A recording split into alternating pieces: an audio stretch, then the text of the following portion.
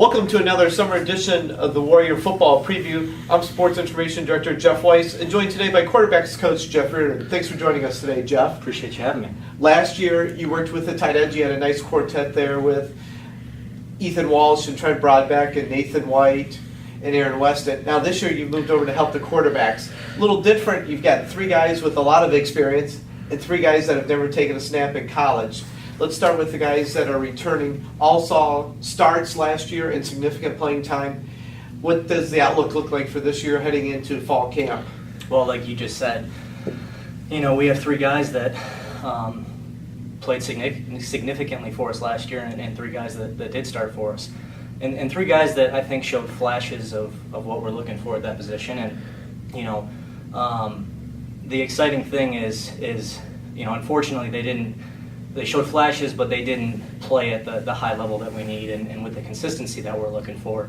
But the exciting thing is that, since the start of 2014, I've seen five guys really who are competing at an extremely high level, going back to winter conditioning and then into spring practices. I saw great improvement out of each and every one of them, and I know they're working hard this summer and are going to continue to work hard going into fall camp. And I think that's exciting if you're a Wayne State Warrior football fan to know, number one, you don't have to worry about a guy being complacent.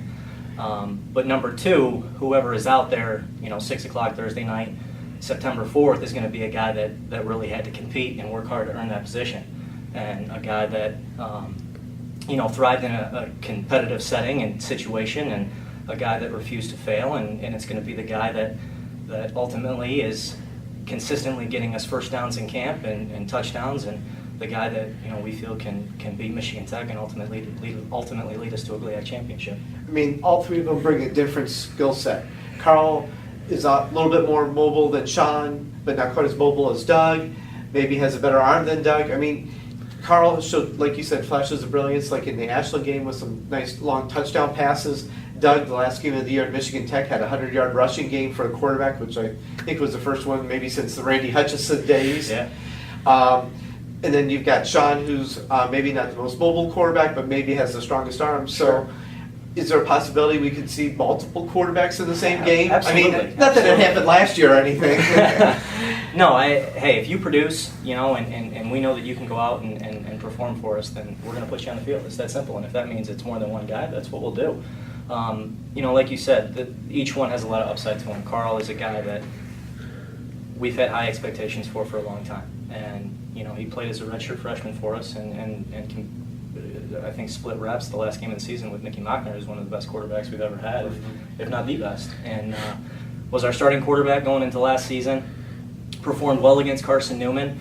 And then, obviously, we got beat, but bounced back the next week and led us to victory in our home opener.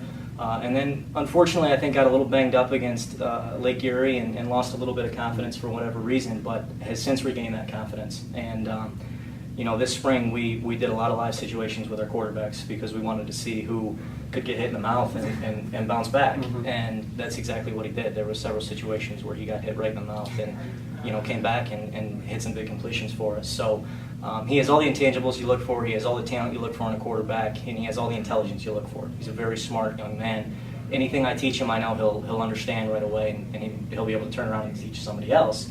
Now we just need to see Carl translate that talent and translate those, the intelligence to production on the field, and again to ultimately first downs and touchdowns. And if he can do that, he's going to play for us. And then the other two guys, Doug, like you said, more of our runner, and probably people think that Doug can't throw and hit the broadside of a barn. And then, like you said, they think Carl can't run, and neither one of those are true. Right. Carl can run. Carl's shown that he can create with his feet, and obviously Doug can create.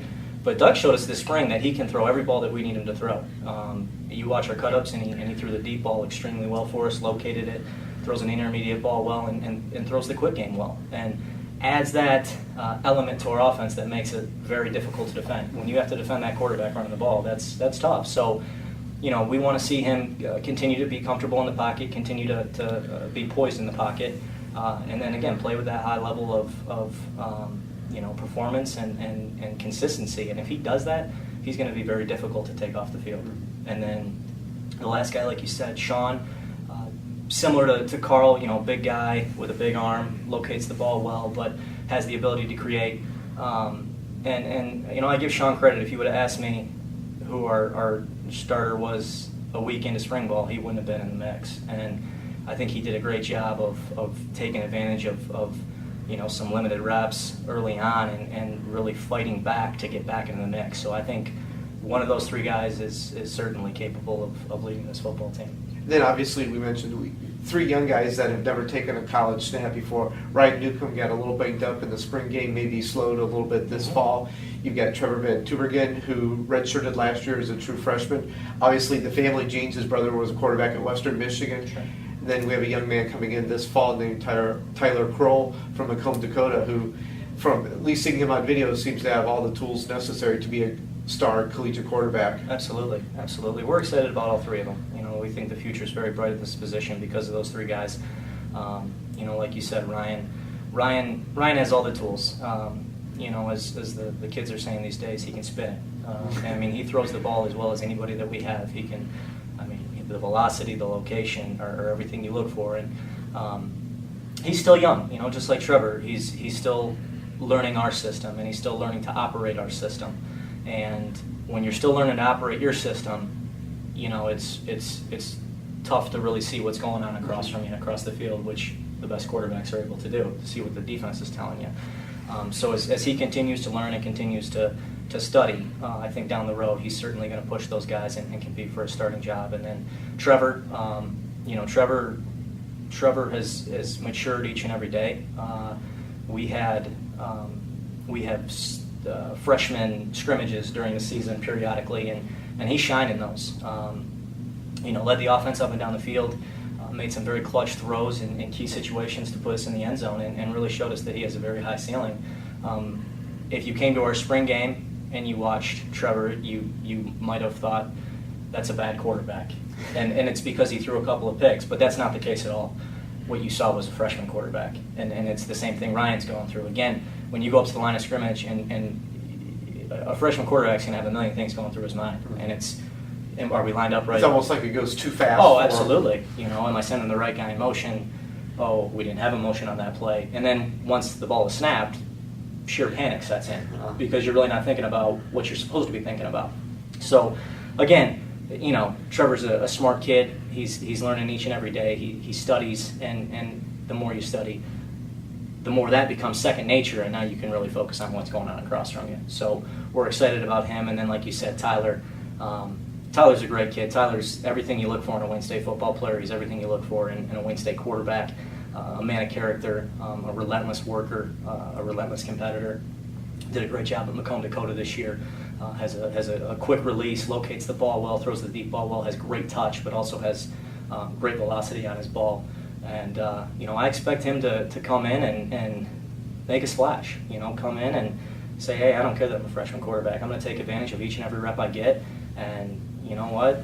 I'm going to compete, and every rep I take, I'm going to do it as the starting quarterback. And if we get 6 guys that are doing that, then like I said, we're going to find the guy that thrives in that competitive setting, that competitive situation, the guy that refuses to fail, and the guy that ultimately is going to lead this football team and lead us to a GLIAC championship. Sounds like an exciting time coming up with the Players Report August 12th. Absolutely. Training camp officially starts with practice on the 14th, so it sounds like you've got a lot of interesting components there to put together and get ready in the 3 weeks before we play Michigan Tech. Absolutely. Thanks again for watching this edition of the Warrior Daily, and stay tuned for future editions on positions of the Warrior football team.